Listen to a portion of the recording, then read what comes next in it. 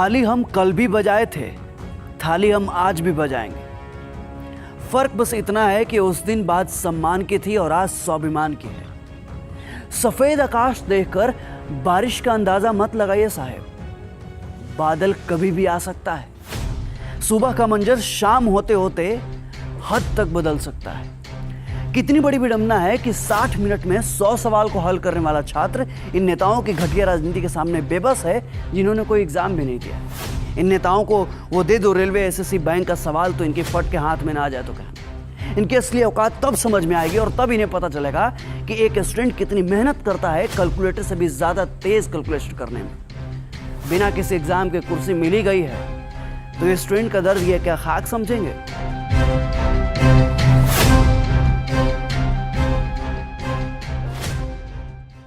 किंतु दुख तो तब होता है जब तंत्र और सिस्टम हमारे भावों को जख्मी घाव बना देता है, भविष्य को भूत के अंधकार में ढकेल कर रीढ़ की हड्डी तोड़ देता है। और इसी पीड़ा में हम समाज और परिवार के घावों को भी झेलते रहते हैं जीवन के साथ साथ। सर में चल रहे सरदर्द को तो हम किसी तरह सहन कर भी लेते हैं, पर जो दर्द और जख्म सरकार ने हमें बेरोजगार बना कर दिया है ना, वो सहन नहीं कर पाते। और जब यही दर्द, यही पीड़ा एक भयानक रूप लेता है तो दीमक की तरह रोज रोज हमारे जख्मों को कुरेदता है।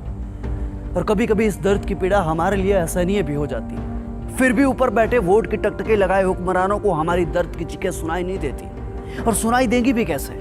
छलावे का हेडफोन जो पहन रखा है दोनों कानों में। किंतु धमक इस बार गूंजेगी और जाएगी आपके कानों तक, क्योंकि हम वही हुआ है जब देश में जरूरत पड़े तो कलम से शांति भी लिखते हैं और जरूरत पड़े तो कलम से क्रांति भी लिखते हैं।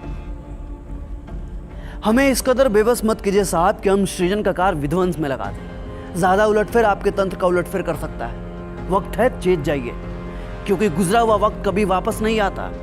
ये वही जनता है जो आपको अर्श से फर्श तक पहुंचा सकती है, तो इन्हें आपको फर्श से अर्श तक लाने में ज्यादा वक्त नहीं लगेगा।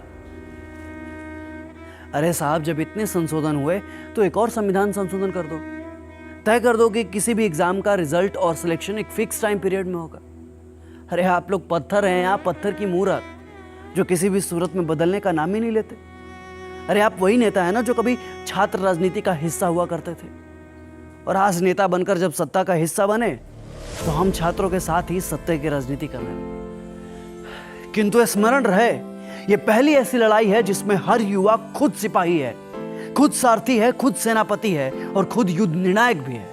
अब बस जरूरत है तो इस आग को अपने भीतर जिंदा रखने की। जो कभी हिम्मत टूटे तो सोचना अपने माँ बाप के बारे में, जिन्होंने तुम्हारे आंखों में अपने सपने को पलते देखा है। उस दिन को याद करना जब तुम तैयारी के चक्कर में रक्षाबंधन में घर नहीं जा पाए थे। तुम्हारी त्याग, तुम्हारी तपस्या ही तुम्हें बल देगी। और याद रखना, ये लड़ाई सिर्फ आज के लिए नहीं है, बल्कि आने वाली पीढ़ियों के बारे में भी है, जो आने वाले समय में प्रतियोगी परीक्षाओं के अथाह समंदर में कूदने वाले। हम छात्रों का दुख दुनिया समझे या ना समझे, पर एक टीचर हमारे दुख को बखूबी समझता है।